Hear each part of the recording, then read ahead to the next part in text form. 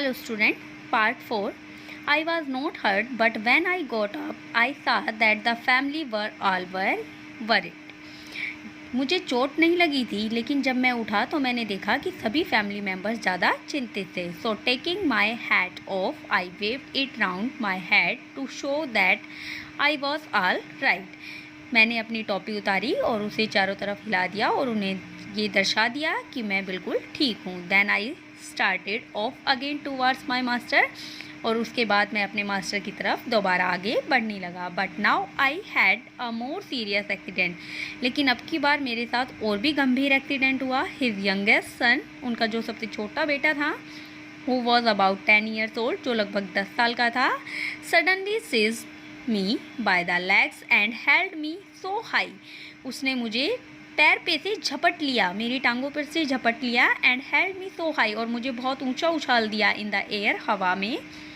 That had I fallen, जिससे कि मैं गिर गया. I should certainly have been killed, मुझे लगा कि शायद मैं मर ही गया. But his father snatched me from him, लेकिन उसके फादर ने मुझे उसके हाथों से खींच लिया. And order the boy to leave the table, और उस लड़के को टेबल को छोड़ देने के लिए कहा. I asked him by sign to allow his son to remain, मैंने कुछ साइन से, कुछ सिंबल से उसे अलाउ किया कि वो अपने बेटे को वहीं रहने दे. I did not do this because I like the boy, मैंने ऐसा इसलिए नहीं किया क्योंकि मुझे उसका बेटा पसंद था. But because I was afraid that he might try to take revenge on me if I allow him to be punish, मुझे पक्का यकीन था कि यदि मैं उसको पनिशमेंट के लिए अलाउ कर देता तो वो मुझसे इसका बदला ज़रूर लेता.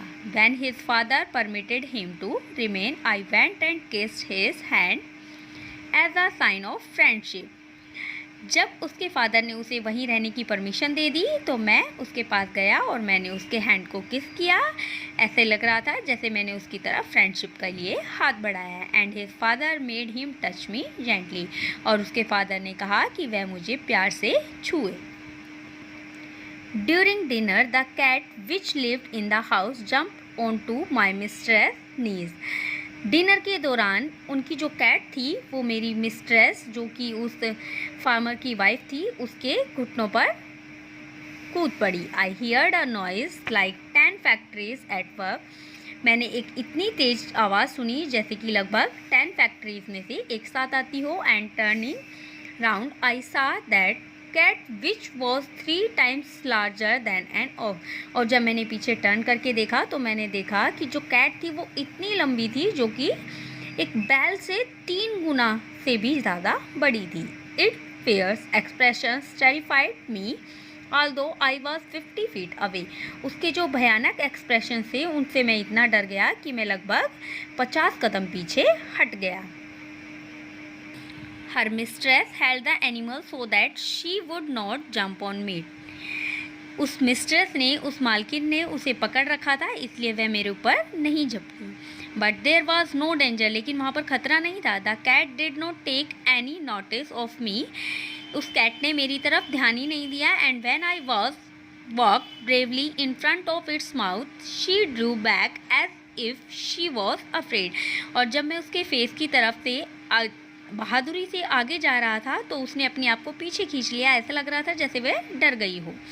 After that I was confident, और उसके बाद मेरे अंदर कॉन्फिडेंट आ गया that if I did not look scared the cat would not attack me, और उसके बाद मैं ज़्यादा डरा हुआ नहीं था क्योंकि मुझे यकीन हो गया था कि अब जो कैट है वो मुझ पर अटैक नहीं करेगी. I had even less fear of the 4 dogs which live with the farmer, और अब मैं उन 4 dogs से भी कम डर रहा था जो फार्मर के साथ रहते थे. One of them was as large as an elephant, उनमें से एक तो इतना बड़ा था जितना कि elephant. And 3 was another even taller than that, और जो 3 थे वो उससे भी लंबे थे, बट नॉट सो ब्रॉड, लेकिन ज़्यादा चौड़े नहीं थे. They all treated me with respect, वे सभी मेरी रिस्पेक्ट से मुझे ट्रीट करते थे. And kept cautiously at a distance, और मुझे एक लिमिटेड दूरी पर सतर्कतापूर्वक रखते थे.